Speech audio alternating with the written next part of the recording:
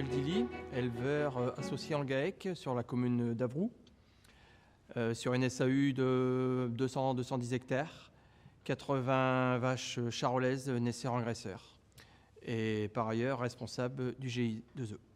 Pourquoi des cultures dérobées dans nos exploitations?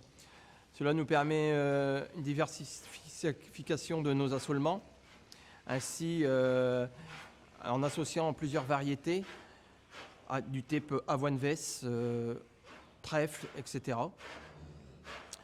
Ce qui permet aussi une autonomie alimentaire pour nos animaux. C'est un fourrage qui peut parfois, en moment de sécheresse au niveau des prairies, permet de faire les transitions alimentaires dans nos élevages. Au niveau de nos sols, ça nous apporte aussi des nutriments dans les sols, ce qui permet aussi de diminuer les apports d'engrais.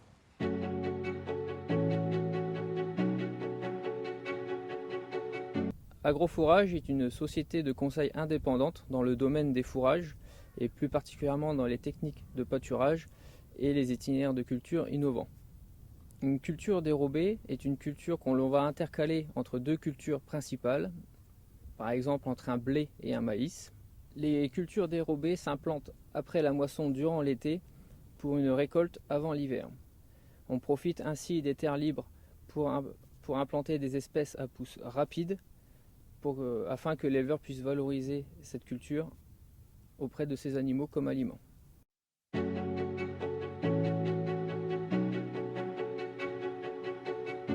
Vincent Bettencourt, agriculteur à Rebreuil-Franchicourt, installé avec mon frère et ma mère sur une exploitation familiale.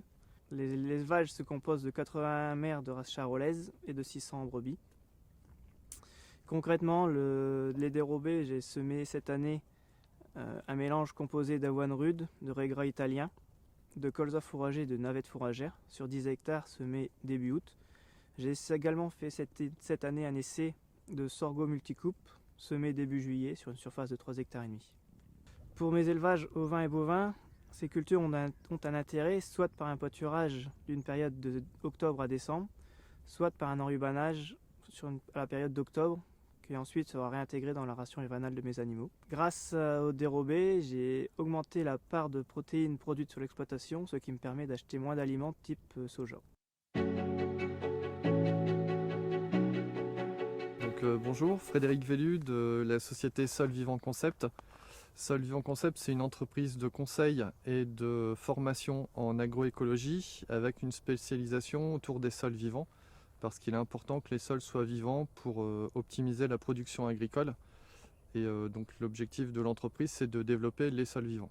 Au niveau des plantes dérobées, donc en fait, il y a 4 éléments qui sont importants par rapport à pourquoi mettre une plante dérobée sur une parcelle. En fait, le premier, c'est qu'elle va déjà couvrir l'espace et empêcher en fait les adventices de se développer. Le deuxième point important, c'est qu'il y a une protection du sol par rapport au soleil, ce qui fait qu'on n'a pas de dégradation de la matière organique par rapport aux UV du soleil. Le troisième point concerne donc la sécrétion de sucre par rapport aux racines qui vont alimenter le sol, notamment les bactéries et les champignons, et on va permettre par ce biais de stocker du carbone dans le sol. Et donc le quatrième point en fait concerne la dégradation des racines. Donc après la récolte ou le pâturage, la microfaune et la macrofaune du sol vont dégrader les racines. Ça va créer une porosité, en fait énormément de vide dans le sol.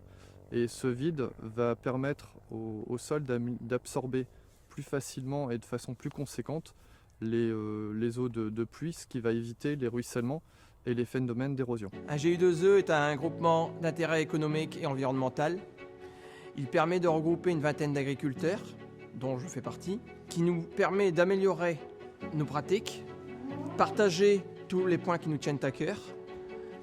Ceci en aide avec nos experts Rémi et Frédéric, et chapeauté par l'association des éleveurs LVA, une association de producteurs, qui d'ailleurs a été reconnue par l'État ainsi que l'agence de l'eau, Artois Picardie, qui d'ailleurs je tiens à remercier.